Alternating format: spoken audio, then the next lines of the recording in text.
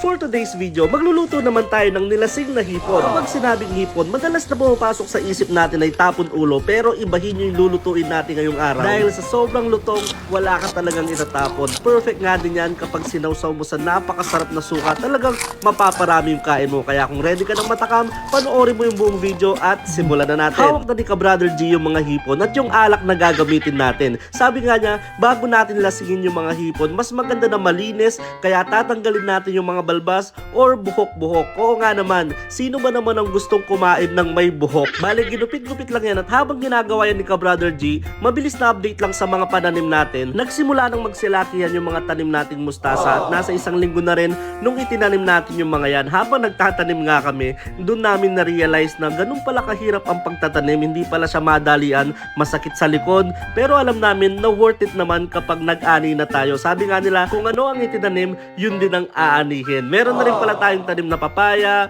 mga talong, at marami na rin yung mga tanim nating saging. At alam nyo ba na yung mga kamatis natin, nagsimula na rin silang magsilakihan at meron na rin pala tayong tanim na tubo na kulay violet at nagsimula na rin kami magtanim ng mga mais pero hindi pa sila lumilitaw. Dito talaga kami nagtataka sa mga pananim nating okra dahil hindi pa sila ganun kalaki pero nagsisimula nang lumitaw yung mga bunga nila. Nakakatuwa pala talagang magtanim dahil nakakawala ng stress at pagod. Mabalik tayo sa niluluto natin. Pagkatapos nilinis ni Ka-Brother G yung mga hipon, naglagay lang siya ng asin, paminta, garlic powder, at syempre, lalasingin na natin sila. Ibinuhos lang natin yan sa ating mga hipon para talaga malasing at ang ginawa ni Ka-Brother G dito, talagang pinaikot-ikot niya at hinagis-agis para talagang malasing yung mga hipon. At dahil okay na yan, nagpainit na si Ka-Brother Jake ng Coca-Cola oil. At bago natin isalang yung mga hipon, naglagay din tayo dyan ng cornstarch at harina. Kailangan mas maraming harina kaysa sa cornstarch. Halu-haluin nyo lang yan at kapag okay na, magsasalang na tayo. So sa pagsasalang naman, high heat yung ginawa natin dyan. Mabilisan lang ang pagluluto nito mga ka-brother. Wala man nga lang 5 minutes, bali ganyan na agad yung naging itsura niya. So palulutugin natin yan ng gusto para talaga makain pati ulo. At ilang minuto nga lang, okay na yan. At nagsalang na rin tayo ng second batch at mabilisan lang, okay na rin yung ating second batch. At syempre, ipapares natin yan sa ating Ka-Brother Special Suka.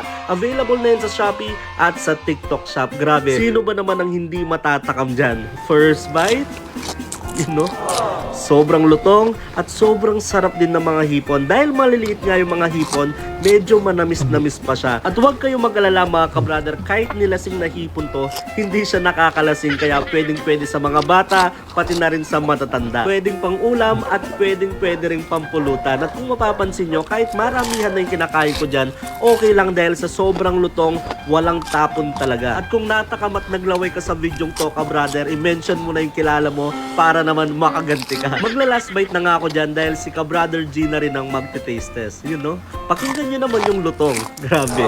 Mag-i-enjoy talaga kayo dito dahil hindi nyo mamamalayan na talagang nakakarami na pala kayo sa sobrang sarap. At yung lasa naman ng hipon dahil naglagay tayo ng garlic powder, paminta, talagang perfect na perfect din yung lasa. Balanse lang. At kung maglalagay nga kayo ng asin, huwag nyo nang pakaalat mga ka-brother. At sa mga ka-brother pala natin gusto mag-order ng ating Ka-Brother Special Suka, ilalagay namin yung link sa comment section para madali kayong maka-order. At kung mapapansin nyo dito, si Ka-Brother Jake, talagang nilantakan niya ng gusto itong ginawa nating nilasing na hipon. At sana nag-enjoy kayo sa episode natin ngayong araw mga ka-brother. Maraming salamat nga pala sa walang sawang support ang binibigay nyo sa Ka-Brother Vlogs.